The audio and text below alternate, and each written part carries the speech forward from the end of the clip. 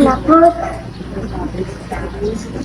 sinamay niya lumay ng alay niya. Ganyan. Takno nga doon ka. Labo niya gusto ko mahal.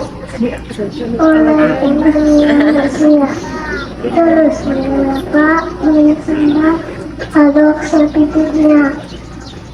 Dahil nakalutan, dahil nakalutan. Mapili ako sa Diyos Ama. Dito sa kalangitan.